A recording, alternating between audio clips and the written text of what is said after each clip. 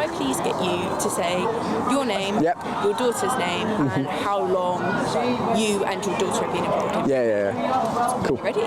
So I'm Nick Alexander, my daughter's Olivia Alexander, and she's been playing rugby for about 3 seasons now. Perfect. What inspired Olivia to get involved in rugby? We had this chat and we were trying to work it through a little while ago. She came home and she said, I want to try a different sport. I want to try rugby. And I played rugby as a kid, but it just wasn't what we were expecting at all. It was out of the blue. And she was always more of a shy girl, so the concept of joining in what was properly a full-on contact sport took me by surprise. But our issue was trying to find somewhere that was that had girls of her age, and it actually, after we'd spoken to her teacher and things, it took us a while to find somewhere that really we felt was going to be working everything. And it was Nikki who has worked on the girls that invited us in, and we joined in a session, and it was like eyes lit up. It was brilliant, and we thought, oh, okay, great. And it must have been the teacher that really engaged with her during the PE sessions and everything, but she just took from it from there, and it was brilliant to see. And the concept of like how much it changed her, and therefore like getting her out of her comfort zone and joining in a team sport was brilliant, because it's like I run, but that's a solo activity, so I really thought that was great in it. And kind of on that, with her maybe being a bit more shy when she first started, from a parent's perspective, what's it like watching her go 3 seasons on? What are the differences you've noticed? What are the differences you've seen? I think it's the challenge to her of actually shouting and being part of passing the ball and saying people's names and rooting for each other, even if she's sub or not playing that, and just being there and knowing that it's for the team and the kind of the greater good, and just taking that in its totality. It's been really interesting to see that growth in her, to be part of a group, and the team chats and the socials are going on tour last year, and it being more about being with people rather than necessarily playing rugby, because the girls talk and they do all sorts. So it's that bit of rather than necessarily about being a sport or per se, it's the bit of it's the group activity, it's the socialisation. I'm an introvert, she's an introvert. It's that bit of getting out there and pushing her boundaries. So seeing her when she's on the rugby pitch shouting and like asking them to pass the ball and everything, it's lovely to see. Yeah, pretty good. And then kind of from conversations you've maybe had at home, and you don't have to go into any specifics that you don't want to, but have you ever had any discussions of any negative stereotypes around her playing rugby, or is everything she feels very positive about being a rugby No, of fan? course not. It's seen as a masculine sport, isn't it? So therefore, why are you playing rugby? And the stereotypical view about, therefore, you're a rugby player, are you a lesbian? I mean, everything's been said, and we've talked about all of those eventualities. And I think that's difficult, because she's gone through this at years that have been young and impressionable, and that's both brilliant as a parent to see her challenge herself and ask and see those stereotypes, but it's been challenging for I would imagine any girl growing up through this. If you're a boy and you go through playing rugby, people go, yeah, great, manly. You go through it as a girl, it's like, why are you playing that sport? Why aren't you playing X or Y? And I think you then worry and you go, oh, not only might she get hurt, but she might get emotionally hurt as well. And I think we've had that conversations as parents. And but she's been resolute. Every time we've said, do you want to play rugby? Do you want to carry on playing rugby if you've had a knock? She's had concussion, she's had whatever. You sit there and go, yeah, of course.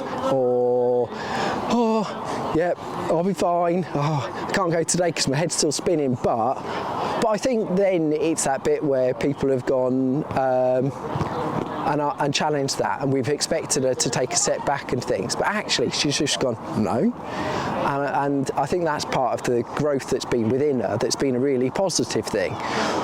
But it's also challenging. It must be really hard to, well, be a kid nowadays, says he, being old, and stuff. But it helps then when you've got the Rugby World Cup and it's mainstream and you see all the women playing it, and we were lucky enough to go see all of the matches and stuff, and you sit there and say, it's a different generation. 3 years ago when we did it, we saw nothing. Now we've got all the PWR and everything, we've got season tickets at Loughborough, and it's a different thing. It's talked about, it's things. So I don't know if you interviewed people in a year's time, would attitudes be different, because you've got Ellie Gouldon, you've got everybody who is just on your lips and stuff. And so would that view be a thing? Yeah, probably. That's a great thing, but I think no matter what, you'll still see that stereotypical view for a while. Why do women want to play rugby? Why is that? It's a challenge. I'm really proud of how she's managed that and everything, but I would be unbiased. I think though, yeah, nervous about that, and also nervous about the impact it has on her if deep down she worries about it and she's braving it out, or whatever you want to say. So I think there's a lot of things that go on with that, but the overriding feeling throughout all of it is, you go girl, go on. And fair play to her, because I don't know if I'd have been as strong as that if I'd have been a young girl in this environment and stuff, because it's not the easy thing to do. Amazing. I think as well, being there and being a supportive parent, that's just like the best thing that she can have, is having somebody there to be able to talk to. And you talked about going to the World Cup matches. Yeah. Can you just talk to me a little bit about what it was like being a parent of a rugby player who was then taking your daughter to go and watch rugby on such a massive scale? What was that experience like? What were those conversations like? Oh yeah, so we'd been to Loughborough Lightnings and we'd seen like crowds of not very many and things, and you sit there and you think, is it like, you then go full circle and you look at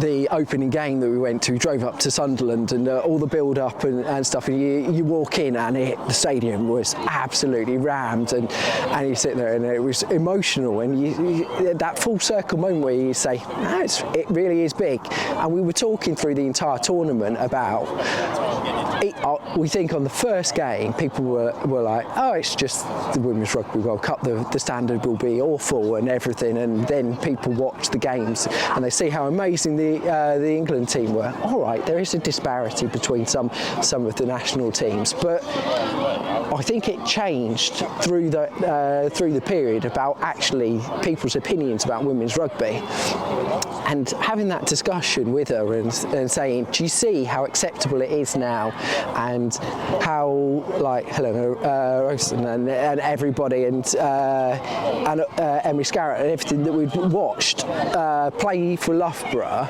and are now playing on the telly or in front of us and stuff. And as we toured round, you'd see these packed out stadiums, and everybody was exactly the same as they were on the England's men's games that we'd been to and everything. And it really was quite stark to talk about, like, you play rugby and nobody thinks that like there's this professional game and everything, and now if you talk to people about women's professional rugby, everybody knows about women's professional rugby. I do think it was a night and day moment, if you get what I mean, because it was almost that dawn of, oh, okay, yeah, brilliant, and like the women's Euros and everything, and it was fully accepted. I'm sure there'll always be this stereotype that, as I said, it's not acceptable for a woman to play rugby or whatever, but I think that view's changed since then. I think during the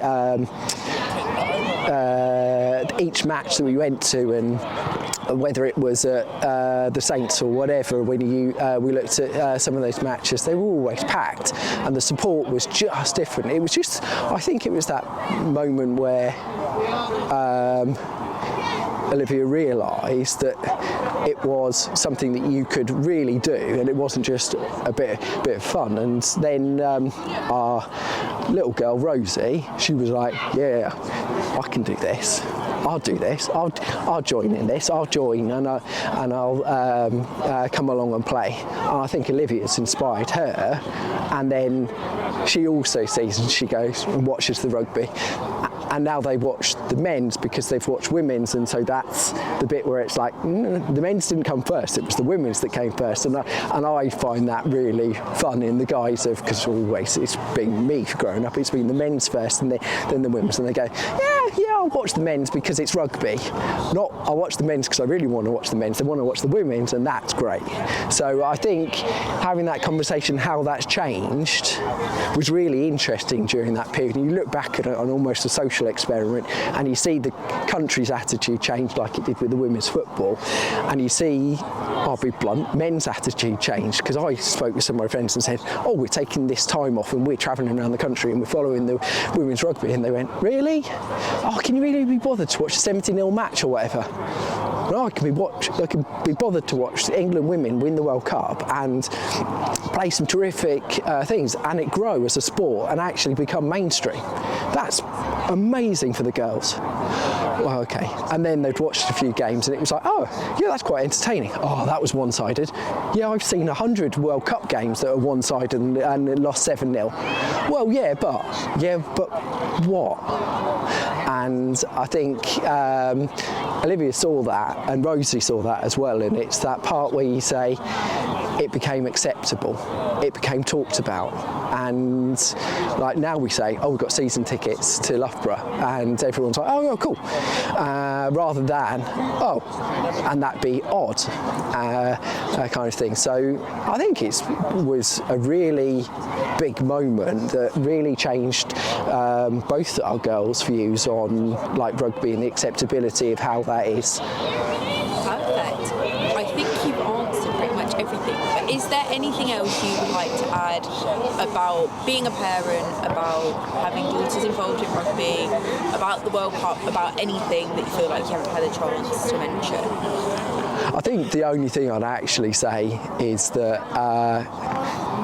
I don't know whether it would change because I had boys or whatever it is, but I've had two girls and they've both joined in playing rugby. Rosie, I think, absolutely inspired by Olivia playing rugby, but it doesn't change the fact that I am biased about my child. They both play and I think they're both amazing, but I worry. And it's that bit, and I don't know whether I'd worry just as much if it was a boy, but I'm protective. I'm a dad. And you sit there and say, did I think Olivia would choose rugby? No, but I really am proud that she has. And just because it might not be the first sport you think you try and you do, doesn't mean it's not something that they shouldn't do and everything. Give it a try. Be willing to accept that and actually see the journey it takes on, because it's been a brilliant journey for Olivia, and I'm just so pleased for her that she's done it, and she plays for an incredible team. We're really lucky to be part of that and the atmosphere. But I think what you can't take away from it is it's still growing. Don't expect it to be perfect. I go watch Sunday League football and I still think, oh, I can play that and whatever, and it's not perfect and everything, but I think people have expectations of stuff. You don't know what something is until you go see it, and our expectations are still changed every single time we go watch it, and we turn up on cold Wednesday evening or a Sunday, and you sit there and say, it's something where you sit there and we sit as proud parents, and it doesn't matter what sport it is, you eventually get to the point where you hear the crunch in the tackle and they stand up and they're still smiling and you love it, or you sit there and you go, and she got a first try. Oh, it's just brilliant, and it is inspiring. You can't get away from the fact that this generation are entirely lucky in the guys that It's not something that they're inventing or anything like that, but they are making it acceptable. And to be the next generation of rugby players that are going to play in the PWR, I'm sure there'll be some of the girls that are playing here today or whatever that might get into those sorts of arenas and stuff, and you sit there and say, that's attainable. Go do it. How unattainable, or whatever the right word is it to reach Premier League? There are people that try their entire life just to play on a Saturday and get some sort of semi-professional contract. These girls are going to be on the world stage potentially, and they have then the chance to influence Rosie's years and the 6, 7, 8 year olds now that will play in 20 years time or whatever it is. And I do think it's a generational opportunity for them. It's really exciting. I'm going to absolutely love to see what happens in the next 10 years. Amazing. Thank you so You're more than so welcome. much. That was incredible.